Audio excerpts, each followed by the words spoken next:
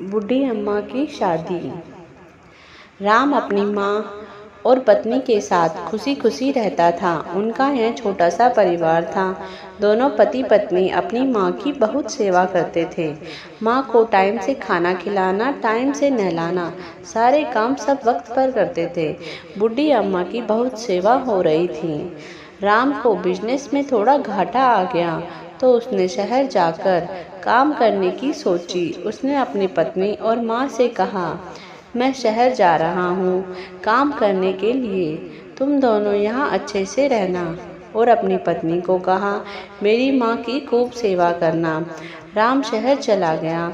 पीछे से उसकी पत्नी बुढ़िया को ना तो खाना देती टाइम से, अगर दिन में खाना दिया तो रात में नहीं देती।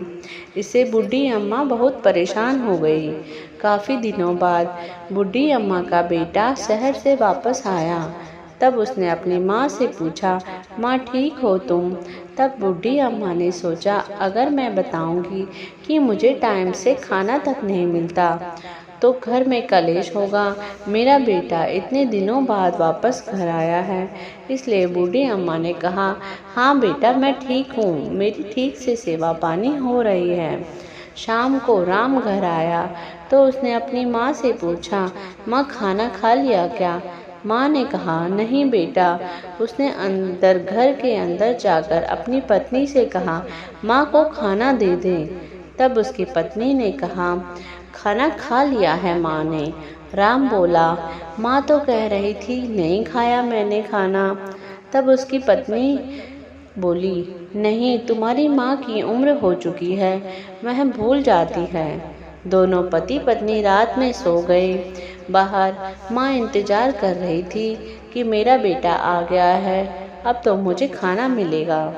लेकिन इंतजार करते हुए बहुत देर हो गई।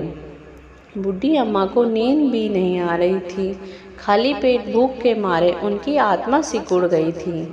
तब बूढ़ी अम्मा कहने लगी, बेटा आया तब भी खाना ना मिले, नींद भी ना आए तेरे बिना, आजा मेरे प्रभु, मुझे अपने पास बुला ले, या तू मेरे पास आजा। बुढ़िया माँ का बेटा बोला कि माँ क्या गा रही है?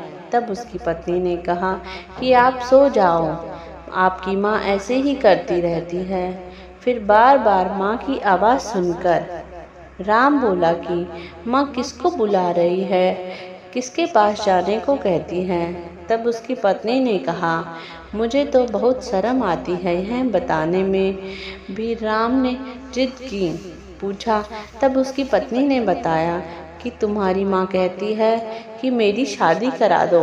बुढ़िया का बेटा भी थोड़ा बेवकूफ़ सा टाइप का था, इस बात को सच मान लिया और ठीक से अपनी माँ से भी नहीं पूछा। वह अपनी माँ को बोला कि माँ तुझे इस उम्र में सहारा चाहिए? तब बूढ़ी अम्मा ने कहा, हाँ बेटा मुझे सहारा चाहिए। बस बेटा चल देता है माँ के लिए रिश्ता ढूंढने। वह किसी गांव में माँ का रिश्ता तय कराता है। सारे गांव में सबको पता चल जाता है बुढ़िया माँ की शादी हो रही है। बूढ़ी माँ के पास गांव वाली औरतें आती है कि बूढ़ी माँ तुझे इस उम्र में किसका सहारा चाहिए? बूढ़ी माँ अपने बेटे बहू के बारे में सोचकर बोली कि हाँ बेटा सहारा तो चाहिए, बुढ़ापे में मेरी अब कितनी उम्र बची है। फिर जिस दिन बारात आती है, बुढ़िया अम्मा बहू से पूछती है, किसकी बारात आई है? बहू चिल्लाते हुए, चुप रह बुढ़िया, यह तेरी बारात है। तब बुढ़िया अचंभित होकर बोली, क्या कहा मेरी बारात? तुझे शर्म नहीं आती? क्या बोल रही है? तब बहू ने कहा कि तेरा बेटा तेरी शादी करना चाहता है, अगर तूने शादी नहीं की तो वो अपनी जान दे देगा, और एक बार तू यहाँ से विदा हो जा, फिर यहाँ नहीं आना। बूढ़ी माँ चुप हो जाती है, चुपचाप शादी के मंडप में बैठ जाती है। बूढ़ी माँ की विदाई हो जाती है और डोली में बिठाकर बूढ़ी माँ को ले जाते हैं। रास्ते में एक गांव में सेठ के घर पे वो सब लोग आराम करते हैं। उस घर की सेठानी बहुत ही आलसी थी। उसका सारा घर बिखरा हुआ था, बर्तन झाड़ू सब यूं ही पड़ा हुआ था। रात में बर्तन बोलते हैं कि अगर हमें कोई साफ करके रख देगा तो हम उसे बहुत सुंदर बना देंगे। बूढ़ी माँ सब सुन रही थी। बूढ़ी माँ उठी और सारे बर्तन साफ कर देती है और झाड़ू निकाल देती है। इतने में ही बूढ़ी माँ देखती है कि वो तो 16 साल की सुंदर लड़की बन जाती है। अगले दिन बूढ़ी माँ जो 16 साल की लड़की बन जाती है, वह पालकी में बैठ अपने ससुराल पहुंच जाती है। वहां पर सब गांव वाले देखने आते हैं कि बूढ़ी आई है, पर वो लोग एक बहुत ही सुंदर लड़की को देखकर बोलते हैं, ये तो बहुत सुंदर है, चलो अच्छा है, अपने तो काम करने वाली आ गई। सभी घर वाले भी खुश हो जाते हैं। वहाँ राम के साथ सभी गांव वाले मजाक करते हैं कि तू अपनी माँ को पगफेरे के लिए लेके नहीं आया। फिर राम अपनी माँ को लेने पहुँच जाता है। उसकी माँ अपने बेटे को देखकर बहुत खुश होती है और उसके लिए चारपाई बिस्तर लगाती है, पानी और खूब सारे पकवान बनाती है। फिर राम बोलता है कि मैं मेरी माँ को अपने साथ घर लेके जाऊँगा, बुला दो उन्हें। तब 16 साल की लड़की बनी हुई माँ कहती है कि मैं ही तुम्हारी माँ हूँ। राम समझ नहीं पाता है, यह कैसे हो सकता है कि मेरी माँ तो 70 साल की बुढ़िया है, तुम तो 16 साल की हो।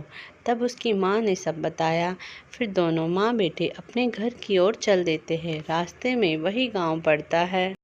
जब बेटे ने कहा कि माँ तुम मेरी वही माँ बन जाओ, तब लड़की अपने भगवान को याद करती हुई बोली, हे भगवान, मुझे पहले जैसा ही बना दो। अगर मैं सच्ची हूँ तो मुझे मेरा बुढ़ापा शरीर दे दो। मुझे मेरा बेटा मिल गया, बस और कुछ नहीं चाहिए। तब बुढ़िया पहले जैसी ही हो जाती है और दोनों माँ बेटे घर पहुँचते ही पत्नी बोली, तुम माँ को ले आए। इतने में ही बेटे ने 2 चांटे अपनी पत्नी को लगाते हुए कहा कि तुमने इतना बड़ा धोखा किया, तुम इस घर से निकल जाओ। इतने में ही पत्नी माँ के कदमों में गिर जाती है और तेज़ तेज़ रोने लगती है, मुझे माफ़ कर दो जिस बूढ़ी माँ, माफ़ कर दो। और फिर अपनी बूढ़ी माँ की बहुत सेवा करने लगती है।